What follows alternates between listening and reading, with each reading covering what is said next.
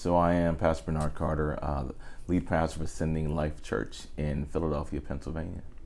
And how'd you hear about Replenish? So, so this was, I'd never heard about Replenish before. A friend of mine, a guy who I'm in a brotherhood group with, accountability group, guys just trying to, build each other up, continue to encourage each other in the Lord, a group of pastors, calls me, sends a message and says, hey, there's a trip for pastors. You just have to show up. And I was immediately in, and it's funny because he found out from another guy in our brotherhood group who passed the message on, and as a result of that, I just said yes, just dropped what I was doing because, your brothers recognize when you're tired. If you're fighting shoulder to shoulder with a guy, when he's fatigued. And that's part of, the benefit of, Brothers Are Born for Adversity deal.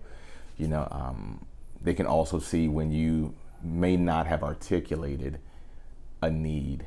And I think that was kind of one of the reasons why he mentioned it to me that this was an opportunity. And so what's been your experience since you've been here at the Replenish trip?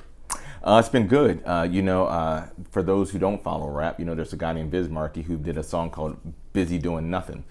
And, sometimes you need to do that to be able to, mentally get yourself back together, not have to, or even be in an environment where no one wants anything from you. And to even with regards to that, just being in an environment where the sole purpose of the people who are hosting it is to pour into you. That is something that's very rare for pastors in general, let alone pastors or senior pastors in general. But in life, very rarely do you have someone who's just like, hey, my sole purpose here today is to just divert all of my resources and energy and attention into seeing you built up. And pastors are desperate for it, even though they won't articulate it because they feel as though they're built and born to pour in and shepherd. But you got to maintain yourself, or you can't give anything to anyone else. What would you tell a pastor who's like thinking about coming on a trip? Don't think about it, just do it. There are opportunities that come along. So even if it was a thing, well, I don't know if I have the time. The reality is like you don't have the time not to do it. You know how salesmen do it. It's not that you can't afford it. It's that you can't afford not to do it. Because if you get in the habit of just continuing to put off what you don't think it's important, but you're prioritizing everything else above it all the time, then what ends up happening is the very thing that you desire to do, which is to give, to be there, quality ministry, maintain, be there for your children, all of those things end up becoming impacted because you never took care of yourself. Sports, the greatest ability is availability, and you have to maintain your ability to be available, and that's exactly what Replenish does. You got to get out here with these guys. It's an opportunity for you to be yourself also. With guys who understand whatever struggle or challenges, not just the ones that are potentially coming, not just the things that you may or may not be dealing with right now, but even connecting with guys, building new relationships, cultivating relationships with guys who are not only maybe where you are, but maybe where you're going, and maybe even give you an opportunity to cultivate some guys who are coming up to where you are. So get out here. So you're gonna do another trip next year? The word on the street is that I just received an opportunity possibly to do another trip, and I said yes immediately. Yeah, you're going to Cabo. Going to Cabo. Okay. Going to Cabo. But these are really good fishing. Whatever. I mentioned that I was like, I've never been deep sea fishing. I'm like, okay, come on a Replenish trip. And so I just said yes because the guys who asked me, the guys who offered it up, and most definitely. And so you had opportunity to go out the lake yesterday? Yeah, so I had never been on a jet ski.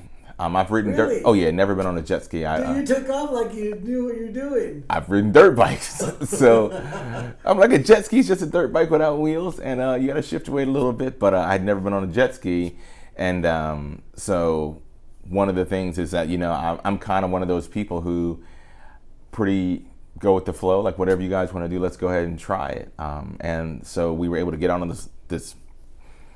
The hospitality of Andy is just bananas. Yeah, just so appreciative of people who have a heart to sow into the lives of people who are sowing into lives. And so he made everything available. His kayaks, jet skis, we're fishing off his pier, staying in his house, doing boat tours and all this other stuff. And I had never been on a jet ski, so he's like, hey, this is a safety brief. Okay, you guys can ride the jet skis. I'll just I'll just keep filling them up as much as you want to ride. I'll just keep filling them up, and had an opportunity to knock something off my bucket list, and now I think I'm interested in getting some jet skis.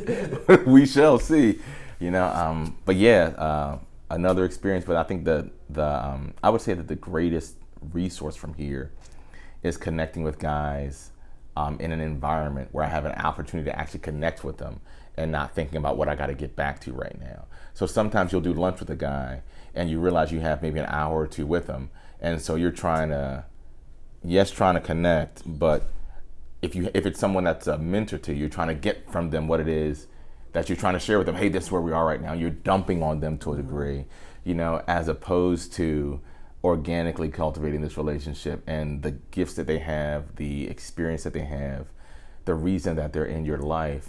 You don't really get to marinate in that, because usually the environment is not like this, where you have 3-4 days to hang out with some guys that can really bless you just by being them, and when you don't even know the questions to ask. Right. Well, awesome. Thank you. Yeah.